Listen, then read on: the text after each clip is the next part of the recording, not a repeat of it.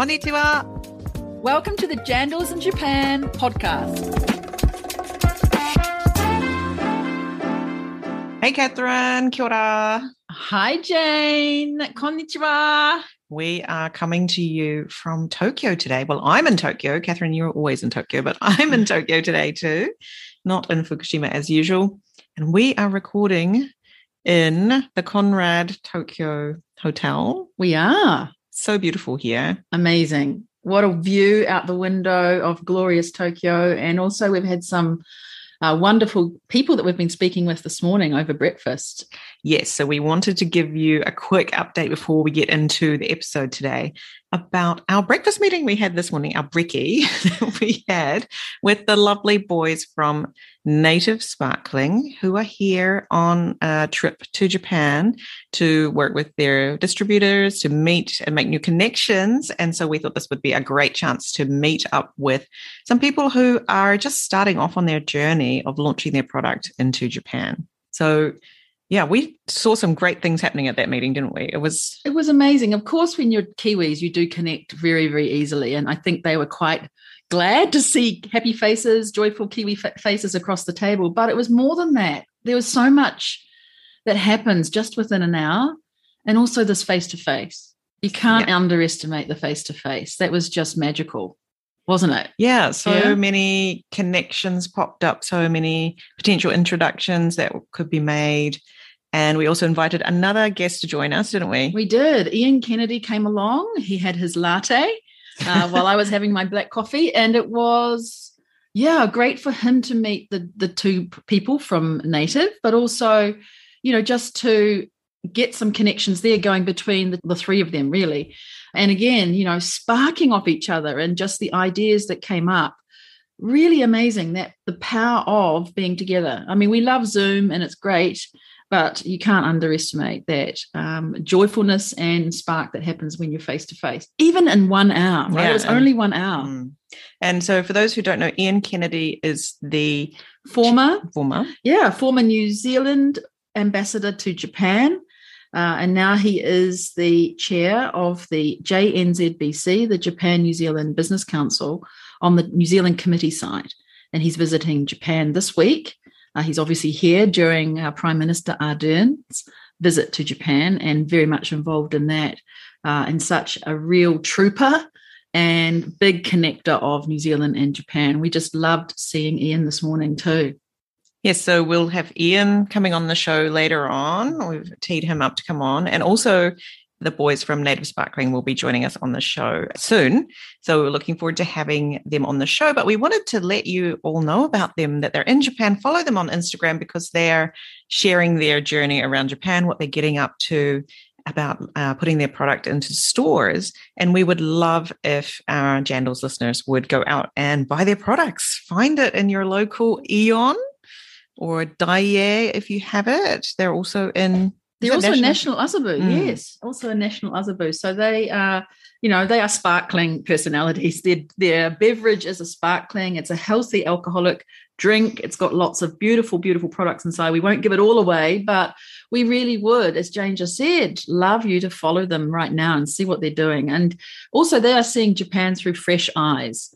One of the brothers was here visiting Japan a while ago for skiing. Skiing, yeah. Long time ago, but it's the first time for them to come together as a duo and sort of experience Japan fresh.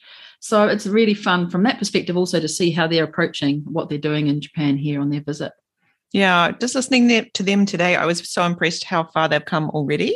But there's so much more potential for them. So we really look forward to watching their progress. And we hope that you will too. So we wanted to give you that little heads up about them, Matt and Guy from Native Sparkling. Say hi to them on Instagram. Say you heard about them from Jandals in Japan. We would love that. Anyway, getting on to our episode for today. Getting on to our episode for today. It's actually a great episode. It's not about drinking, really, not directly about drinking or about eating, which we've had on our previous guests so far. It's about clothing. It's about putting things on your body to make you warm with products that are coming from New Zealand. And so we're so happy that Jacqui Miyabayashi came on to record and tell her story with North South Stewart, North Island of New Zealand, South Island of New Zealand, Stewart, the other Stewart Island of New Zealand. So that's where she got her name from, North South Stewart. And she's bringing these New Zealand designed and made just all natural merino and possum fibre into Japan and selling these products, and they're just beautiful, aren't they, Jane? I'm a big fan. All my hats and scarves and gloves and things are from North South Stewart, so I really do recommend her products. And if you listen, there's a juicy code as well that Jacqui shares with us. But you'll just be amazed at the information that she has, not only about starting an online business, as she was intending to start a bricks and mortar business, but having to pivot to an online business, but also the network of New Zealand influenced or New Zealand themed businesses that are in Japan from people who are not New Zealanders, even. Some of them are Japanese people who've come back from their time in New Zealand and have started. So we'll hear all about that in the episode. We hope you enjoy the show. Yeah, it's a real quintessential New Zealand product, and we look forward to bringing you the show. Kia ora, Jacqui. Hey, Jacqui. Hello. Hi. Nice to be here with you guys. Thank you very much for having me. Welcome. Yeah, we have a warm-up question for you. Okay. A or B, which are you? Ume or Sakura? Oh, is this like just off the top of my head? I'd probably say ume. Ooh. Because? Because I really love the cold weather and getting out in my gear that I sell in my store. So being able to go out in the winter when it's still freezing and then just seeing them is just like such a joy. They are the first kind of one of the first flowers that start to bloom, right? Before the Sakura comes. And I live in the Kansai area of Japan, near Osaka. And then if you just drive a little bit further down, you get into Wakayama, which is the biggest growing area for the ume. Oh, right. That must be amazing there. Yeah. This year it was closed due to the coronavirus, but there's this massive hillside plum orchard. It's called a forest thing. I can't remember the name of it. Byron, something like that. So that's only just down the road from me. Lucky. Yeah. So I was going to say ume too, because they are kind of like that little underdog of blooming spring. And like everyone's like, oh, Sakura, yay. And I'm like, yeah, but ume, they're so cute. and they come first and they smell great. And the delicious fruit that follows as well. So I have 2 ume trees in my garden. And they grow umes.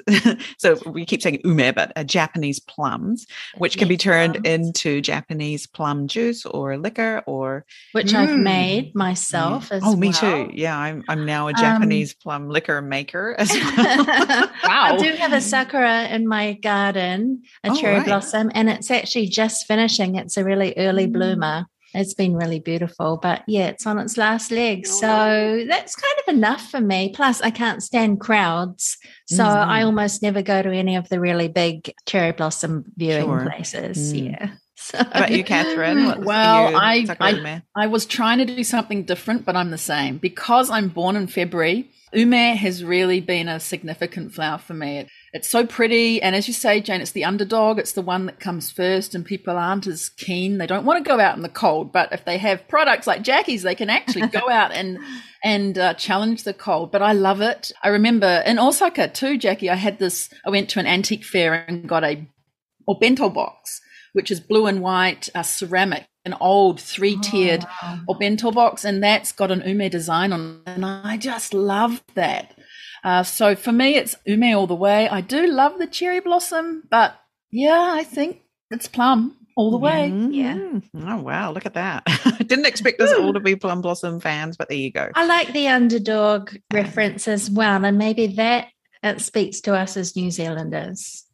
Bingo. There you go. I think you're right there, Jacqui. Right. Wow. Jacqui, the reason we did want you on the show, not because you are an underdog, because you are a fantastic long-term resident. You've been here, gosh, how long is it? Well, it's too many years to count, but is it more than 20? Yes, it's more than 20. So last night, my husband, he's Japanese, we were talking and I said, how long have we been married?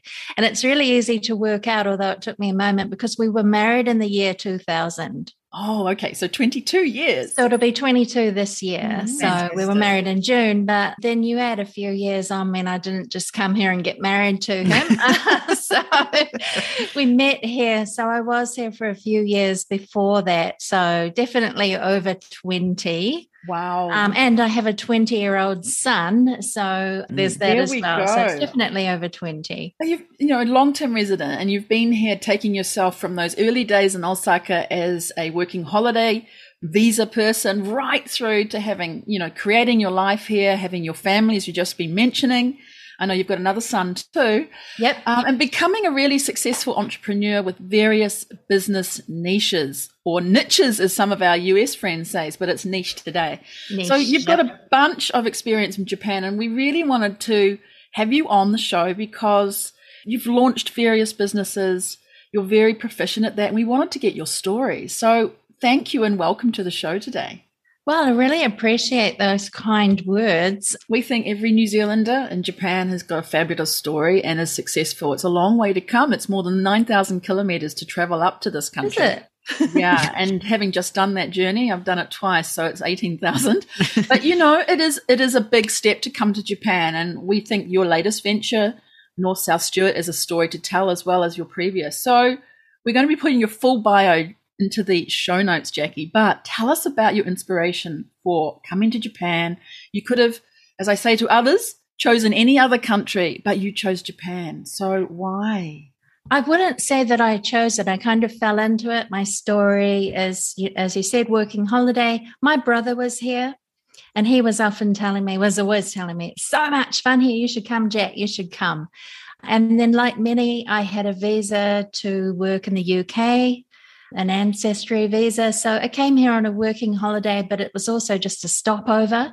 Back in the day when you were allowed to stop over for up to 6 months, I think. Mm-hmm. So I came here, got a job, and I liked it. I mean, I had a great time. That was true, what my brother had said. But I think the thing that really made me stay was that I met my husband, kind of a good and bad thing. So I've ended up staying. But at the same time, I also was doing really well in the job that I had. I started out teaching like many people do on the working holiday. I just kept getting promotions and things at work. So it was that as well to make me stay.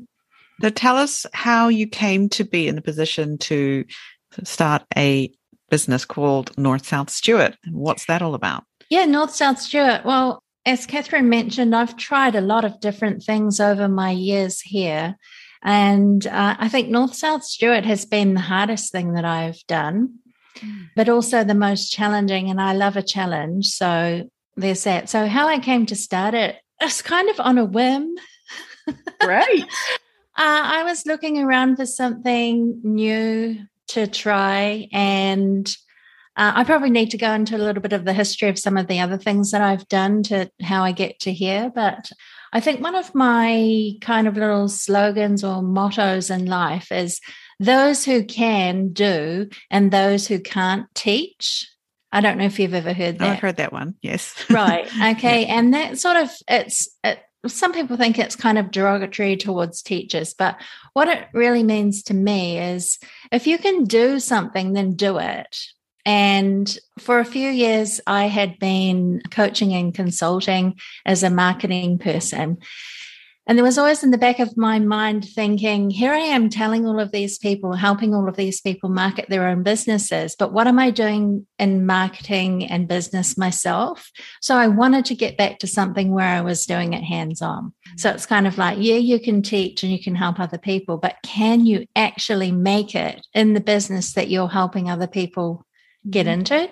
That was in the back of my mind. And so I wanted to get into business. And obviously, there are always opportunities. And if you're a person like I am, you can always see opportunities and also gaps in the market.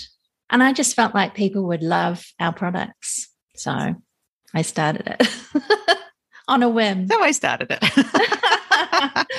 Yeah, but like I said, it's been challenging, and it continues to be so.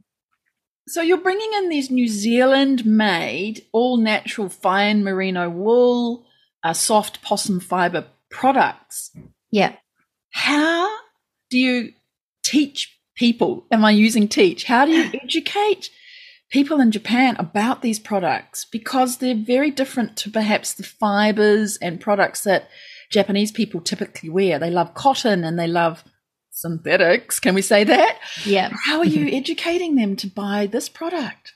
Yeah, that's probably the thing that's been really hard, because I don't think there is the understanding there about the benefits of wool. I mean, we're from New Zealand, so we grew up with wool, definitely.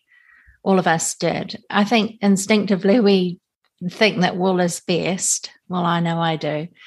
But Japanese people haven't had that upbringing, so wool isn't necessarily best in their mind, or they associate it with being scratchy and itchy, which we do as well. But wool has come a long way in terms of the technology and the processing, the breeding to make wool extremely soft and fine. So there's that. So how to educate people? Well, it's really just, trying to talk about it on our website or talking about it on social media. But there's nothing better than being with a person and showing them and having them try it. So it's kind of like a leap of faith on their part to try it, and then a bit of word of mouth. They hear about it from a friend, but being able to see and touch it is best. So it's probably been a little bit hard with COVID. I've had to shift a little bit away from being an in-person business, which was my original intention, to being almost entirely online. That's probably what I mean by the challenge, that I wasn't actually planning to just have an online business. Yeah, I know you had some great ideas for a cafe and a space where people could see the products and touch them. Yeah. And see what they're like. So, yeah, it's been tricky for you, but have you been able to somehow overcome that? Or what's some of the feedback you've had from Japanese customers who have used these new products that they've never tried before? Anybody who gets their hands on them, the first thing they say is, oh, wow, it's so soft. And the second thing is, oh, wow, it's so light. I think this is one of the things when you're in business. You were saying before about being really successful, and I was like, I'm not really successful. This is so new. This is still very early days for this business. A big part of that is, balancing the risk with having a lot of stock, balancing how much investment you want to make in advertising and things like that. But using the time to really try to understand what the customers want. Well, you don't want to make assumptions about what people will like. And so you can have a working hypothesis of what you think people will like. And then it's just a matter of trying to prove whether your hypothesis is true. So one thing I've learned is that there's no understanding of what possum is, possum fibre or possum fur, and how that is mixed in with the wool. But as soon as you get a hold of the product, what you realize is that the possum is making the merino extremely light because it bulks it up. It's extremely warm, but it weighs virtually nothing. So that's a point of difference that I keep on hearing, and definitely something I want to work more with. And also the use of possum with wool is unique to New Zealand. So there's also a selling point there. It's a little bit of a love-hate relationship with the possum, I have to say, though, because it's fur. Sure. Right. Yeah. Okay. And so we don't want people to be throwing paint bombs at us or something because we're wearing fur. So we also have to try to explain why possum is used in New Zealand and how it came to be a fibre. So, yeah, there's a lot of education involved, and we're still really learning how to teach that. Catherine, to answer your question. Yeah, I wouldn't even know what the word possum is. So there must have been a lot of research that you had to do to sort of help yourself with knowing more about that animal and how it's bred and why we're using it. And is it a pest in New Zealand or is it encouraged, right? That sort of thing. We're helping the environment perhaps because we are using the possum fur. So it's a good thing. We've got a country like New Zealand with a lot of flightless birds and, fauna that needs protection, flora and fauna. And so absolutely. This is a good story too to be telling, isn't it? Yeah, it is. And you're absolutely right. All of those things are true. It's a pest. There are something like 80 million possums in New Zealand. They breed ferociously, and they attack the fauna. They wreck the trees, and we have so many native trees in New Zealand. But they're a bit of a menace, and they're actively captured, but actually they're not for the product. It's kind of a byproduct of the program to control the numbers. They've got all of these pelts, they've got all the fur, so what to do with it? So it really is an environmental and an eco-friendly use. Wow. Yeah, it would just be wasted otherwise. Exactly. It'd be just wasted otherwise. And it's the same also with sheepskin. Sheepskin is widely accepted, and that's a byproduct of eating lamb. So the possum is no different in that respect. But it has taken education. But once people are like, possum, cool, if they don't have a moral objection to the use of fur, then they're all on board with it, and they love it because they're like, it's so soft, it's so light, and it's so warm. Mm-hmm. Yeah, I tested out your garments in Sweden, and they were amazing. It's so cold and so damp there. Well, it's interesting because the structure of the possum fibre, it's hollow, so it traps air or something, but it's similar to a polar bear. There you go. Right? So polar bears, that's how they stay warm, and possums are the same, or the structure of the fibre. So it makes sense that it would keep people warm. And then you're bringing that into the wool, and the wool deflects moisture too, doesn't it? And absorbs the heat. So that sounds like a great combination. Wow. Yeah. And it's completely unique to New Zealand because of the situation with the possum population, but also with the vast number of sheep. Exactly. So I think in one way it's been easy to bring in sheep products or wool, because anytime someone says, you're from New Zealand, there are two things they know about New Zealand. One is the All Blacks and rugby. And the second one is, there are so many sheep over there. And you're like, yep, there are. Yeah. And so that works in my favour. So it's two things that people typically know about New Zealand. Sure. And Jacqui, you went to New Zealand and you sourced your producer for these garments and products that you've got. You could have chosen anyone. How did you go about selecting your producer? How did you go and search for someone? I mean, guests have been talking about it so far, that selection of that key partner and doing that very carefully is really important. So tell us how you went about it and why you chose the producer that you did. There is an abundance of producers that I could have chosen, but a lot of them are really small, and we are small too. So it would be great to support another small business. However, a lot of the smaller ones just didn't have the capability to produce maybe the amount that we hope to be able to sell in the future. No, we're not quite there yet. And the product control, the quality control.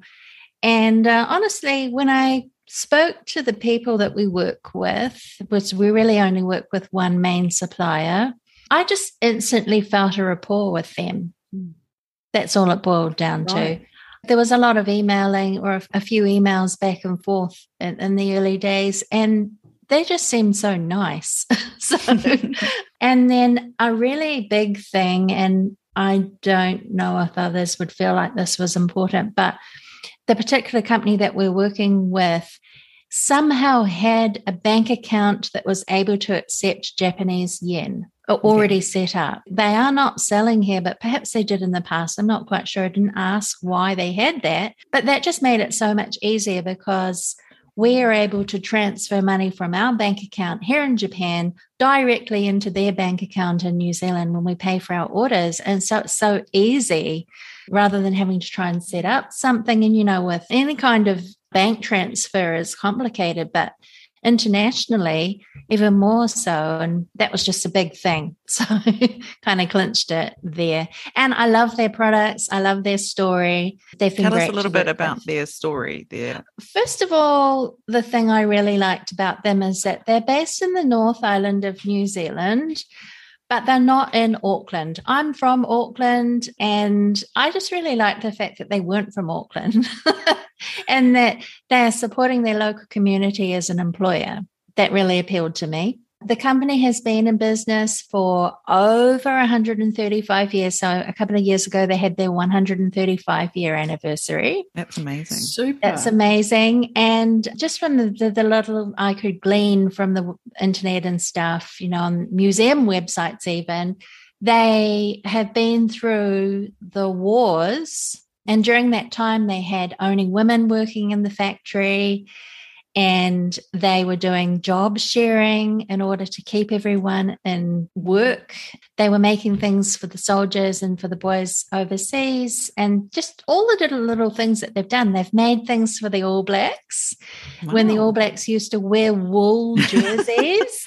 Oh, cute. So I just really liked the history of their company, and they don't really talk a lot about it themselves, but to me it appealed to me. And I think maybe that's from living in Japan, because there are so many century-old companies here. And when you look on their websites, they'll be like, we've been in business for 7 generations or whatever it is, but that's always listed out on their website. That's important to Japanese people, that there's a history there. That adds to the trust. And so I guess I've picked up on that, and it just really spoke to me, the history of this company and how they've had to adapt and how they've supported their local community as employers. They're That's great. a gorgeous story. I love that. It's in the 135 years. That's quite special in the history of New Zealand to have. Right. Yeah. I mean, it was an immigrant who arrived in New Zealand. That also appealed to me. And then actually, he was a farmer. His wife was the one who was doing it. So that also spoke to me. It's like, it was his company, but she was doing it. He was actually out clearing gorse off the farm. So, and then their son took over and various things. It's not actually owned by the original family now, but it's still in the similar environment and location as it always has been. Yeah, I can imagine that story really singing to Japanese consumers. They would just fall into it and be enveloped as softly as your product, right? They would love that. Yeah. So we don't talk a huge amount about that in our business. I mean, it's mentioned on our website and here and there, but they're not our only supplier, but they're our main one. But yeah, if we can add in that little bit of story for people, it's helpful. And then even the structure of our business, North South Stewart, is that it's really part of my husband's, our bigger business. And that also has a history. So that does seem to be important to Japanese people, that there's some history and trustworthiness there. Can I ask, when you were sourcing products, things that you thought Japanese people would like and things that they actually like, were they different or the same? Like colors or styles or? Yeah, so I have really been learning these past, we've done 3 seasons now, 3 winters, learning as I go. When I first started, I brought in a lot of colors that I thought Japanese people would like, and I was right, they did like them. However, they weren't really colors that spoke to me. They were really muted, and I like much more bright colors. And what I found was with this business, how it's worked for me really more than I expected, is that it's quite personality driven, and that I am the kind of face of the business. I'm quite a courageous kind of a person. I'm quite adventurous. I'm older. Different things like that have kind of come through. And even with people who don't know me, it seems to have been a point of appeal that you can be older, you can be bold, you can make your own choices, you can do fun things on your own. Maybe I'll get into that, what kinds of things I do. But that has kind of led to much bolder colors. And I would have thought that Japanese people wouldn't like them, but that's actually been like, oh wow, we love your colors, and they really allow you to express yourself. And it's kind of like a little niche that, well, there's a hashtag, wear what makes you happy. And we've kind of been leaning into that. So it's definitely not mainstream. And it's also definitely an older target market than I would have originally thought we were going to be going after.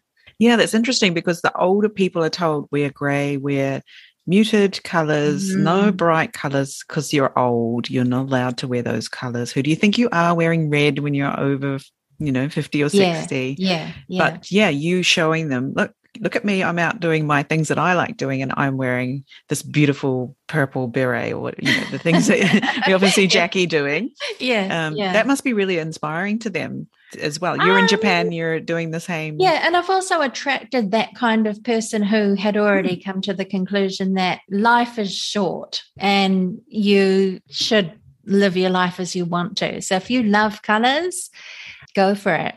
So, yeah, that's been really interesting as it's evolved. And I guess that's my marketing background, is to really try to be in tune with what's actually happening in our market, rather than what I thought would happen and would want to happen.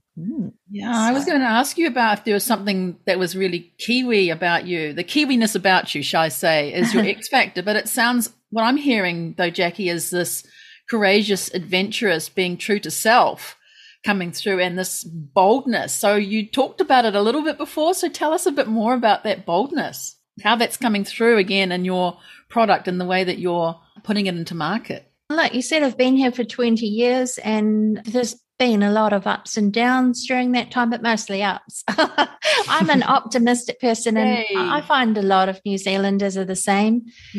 We get on with it. I don't know if it's just a combination of how these last few years have been with COVID, also aging, and my kids getting older, and all of those kinds of things have just led me to look internally and see, if we can't travel, what are the things that we can do that make us happy?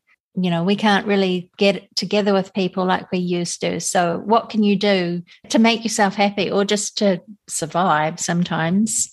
I don't know. Have I always been this bold, adventurous person? I think I have. I mean, I came here. Yeah, you're here. There's that.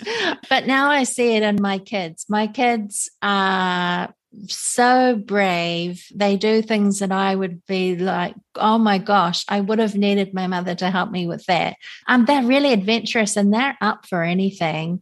And I think that's just from being brought up that way by me. So, and it is just really interesting how it has lent itself to being an aspect of our business, really unexpectedly. I didn't expect that I would be the face of it. And you very much are. And it's wonderful to see. Well, initially, thanks. Well, because we are seeing your personality, and it's, this kind of personality can wear something like that, and it's very attractive. Right, yeah. The yellows and the greens and these beautiful muted, but it's very subtle, the greeny blue colors that you're wearing as well. You can see you feel that you love that product by the way you're wearing it and the way you're smiling. It's very genuine. And I think that's what's also appealing to the customer. And I mean, you guys know me, so there's also that, but it's also been true of people who don't know me. Yeah. So there's a little bit of the X factor there, and allowing your personality to be involved in it. Oh, yeah, right. Be your own influencer. Right. And I've said that to you before, Jane, I think on an earlier podcast in one of your other ventures, be your own influencer. But initially, when we first started the business, I would have liked to have hired models and done photo shoots and things like that, but I just didn't have the money initially. And I'm the kind of person in business who starts before I'm ready. That's kind of a phrase that we hear around with business coaches, start before you're ready. It will pull you into it. But I also am a person who believes that you definitely can have this idea of how it's going to go. It's never going to go that way. All the best business plans in the world nothing ever works out as you expect it to once you hit the market. So you can only ever guess or estimate or, speculate about what's going to happen. So rather than investing a ton of money in what I thought was going to happen, I thought, well, I'll just give it a go, see how it goes. And then it started to be, well, actually, do I need these things? I mean, I would love to not be just doing selfies. But then COVID has kind of been, I've been like, I don't know if I want to get in touch with my photographer friends and blah, blah, blah. So kind of just, adapted a little bit to COVID, but it's worked out differently than I expected, but so much better because I like being the face of it. And I love the direction that it's going in, that you can be your own person. You can take yourself off on adventures. And then one really big thing is you don't have to be outdoorsy to enjoy the outdoors. That's one of my little phrases that I keep on working with, because a lot of the wool products that we see, big companies like Icebreaker, for instance, it's really performance sportswear. Let's climb Mount Everest with our stuff on. Climb Mount Everest with our stuff on. So, I really just want to go and look at the plum blossoms, and be warm. And be warm. Yes. Or I just want to sit in my own house and be warm. There's a lack of insulation in Japanese homes. So my house is insulated, but it's cold here. So I'm kind of really trying to educate people in Japan is that if they do know about wool, they know about the performance gear. Yeah, professional level outdoorsness that's marketed. You don't have to be at that level. There's tons of that kind of stuff. It's like, technical. The socks are all, molded to support your foot for hiking and all that sort of stuff. Well, there's no way I'm going hiking. Well, you may have seen on Instagram, I'm hiking. It was like a 100-meter little walk up a little hill to get to the view. It's like, look at me. And it's a total joke because I want my people to know that I don't hike.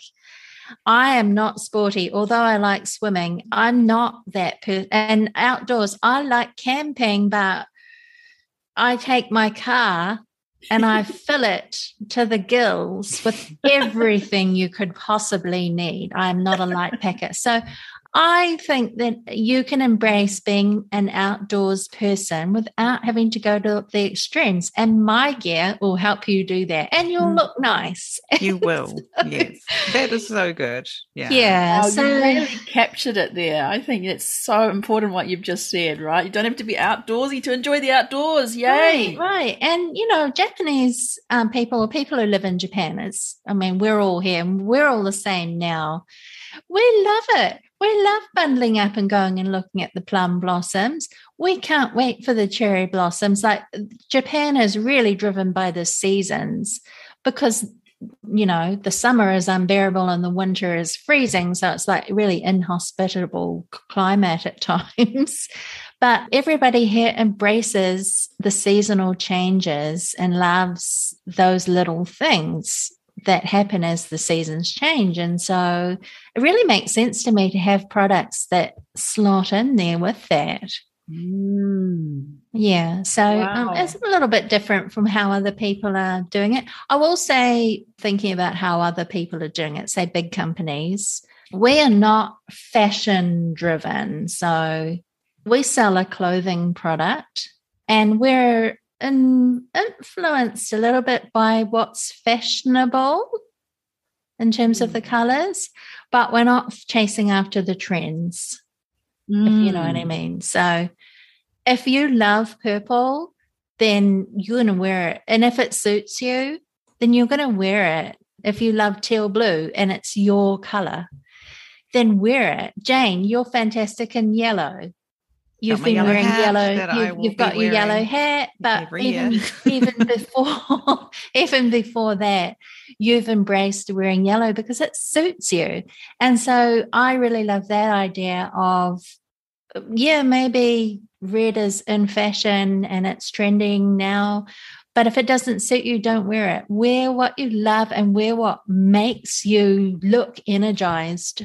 we're really, really on the fringe of being a fashion business, and we're really on the fringe of being an outdoor business. So it is really a niche that I'm trying to build on.